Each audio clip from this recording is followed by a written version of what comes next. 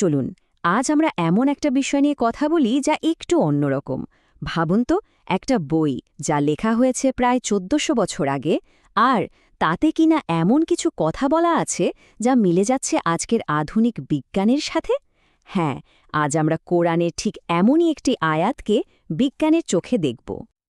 আর আমাদের এই পুরো আলোচনার শুরুটা হবে কোরআনের একটা রহস্যময় লাইন দিয়ে, এবং তা থেকেও যা তারা জানে না। ১৪০০ বছর আগে বলা এই কথাটাতেই লুকিয়ে আছে অনেক কিছু। তো এই লাইনটার আসল মানে বুঝতে হলে আমাদের পুরো আয়াতটা দেখতে হবে। চলুন দেখি সেখানে সৃষ্টির প্রকৃতি নিয়ে ঠিক কী বলা হয়েছে।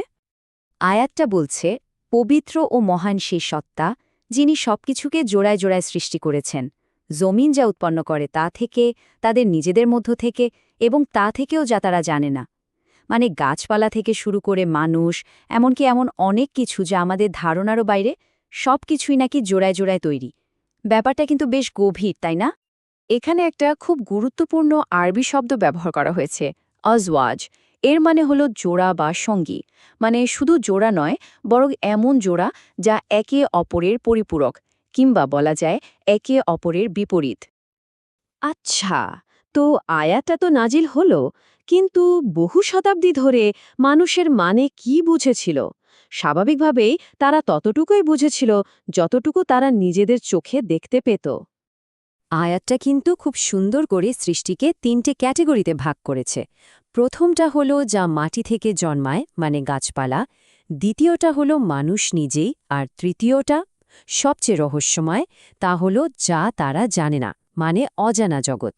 আর মজার ব্যাপার হলো এই ৩ ক্ষেত্রেই জোড়ার কথা বলা হয়েছে।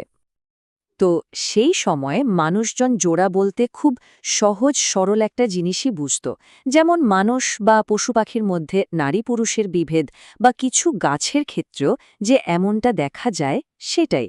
এর বাইরে তারা খুব বেশি কিছু ভাবতেও পারেনি। এবার চলুন সেই ৩ নম্বর ক্যাটাগরিতে যাই, যা তারা জানে না। এই অজানা জগতের প্রথম দরজাটা খুলল বিংশ শতাব্দীতে এসে, আর সেটা এলো একেবারে কণা পদার্থবিজ্ঞানের দুনিয়া থেকে। ভাবা যায়, কোরআনের এই আয়াত আর একটা যুগান্তকারী বৈজ্ঞানিক আবিষ্কারের মধ্যে সময়ের পার্থক্য ১৩০০ বছরেরও বেশি। আর এই আবিষ্কারটা যেন আয়াতটার ওপর একেবারে নতুন একটা আলো ফেলল। গল্পটা ব্রিটিশ বিজ্ঞানী পল ডিরাকের। তিনি একটা অসাধারণ তত্ত্ব দিলেন। বললেন, এই মহাবিশ্বের প্রত্যেকটা কণারই একটা করে জোড়া আছে, একটা প্রতিকণা বা অ্যান্টিকণা। মানে প্রত্যেকটা কণারই একটা আয়নার প্রতিবিম্বের মতো আরেকটা কণা আছে। ব্যাপারটা আসলেই দারুণ। যেমন ধরুন, ইলেকট্রনের চার্জ নেগেটিভ, তো তার যে অ্যান্টিকণা মানে পজিট্রন, তার চার্জ হলো পজিটিভ। আবার প্রোটনের চার্জ পজিটিভ, তো তার অ্যান্টিকণার মানে অ্যান্টিপ্রোটনের চার্জ হলো নেগেটিভ। একদম আয়নার মতো উল্টো। অ্যান্টি ম্যাটারের এই আবিষ্কার ছিল আধুনিক ফিজিক্সের অন্যতম সেরা একটা ঘটনা।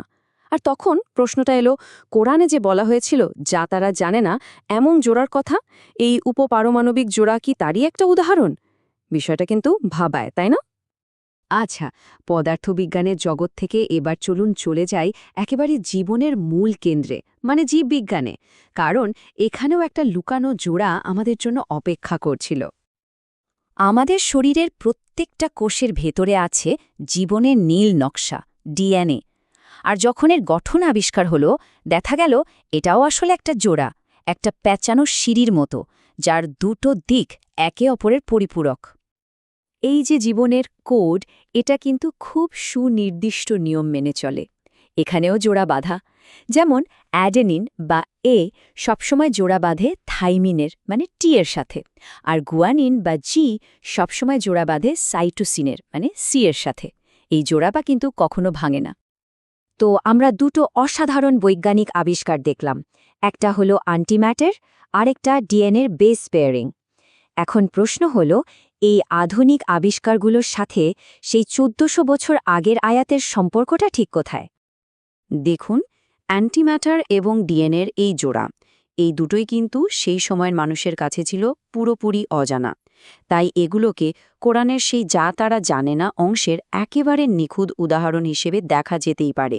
পদার্থবিজ্ঞান আর জীববিজ্ঞানের এই আবিষ্কারগুলো যেন আয়াতটার ওই রহস্যময় অংশটাকে একটা নতুন মানে দিল। এই বিষয়টা নিয়ে তুর্কি স্কলার সাইদ নুরসির একটা অসাধারণ কথা আছে। তিনি বলেছিলেন, সময় যত পুরনো হয় কোরআন তত তরুণ হয়ে ওঠে। কি দারুণ কথা, তাই না? মানে বিজ্ঞান যত এগোচ্ছে, নতুন নতুন আবিষ্কারগুলো যেন কোরআনের পুরনো কথাগুলোর অর্থকে আরও বেশি করে স্পষ্ট করে তুলছে। এই পুরো আলোচনাটা আমাদের একটা বড় প্রশ্নের সামনে দাঁড় করিয়ে দেয়। প্রাচীন জ্ঞান আর আধুনিক বিজ্ঞানের মধ্যে সম্পর্কটা আসলে ঠিক কী? এমন আরও কত রহস্য হয়তো পুরনো গ্রন্থগুলোতে লুকিয়ে আছে, যা ভবিষ্যতের বিজ্ঞান এসে আমাদের সামনে উন্মোচন করবে। ভাববার মতো একটা বিষয়, তাই না?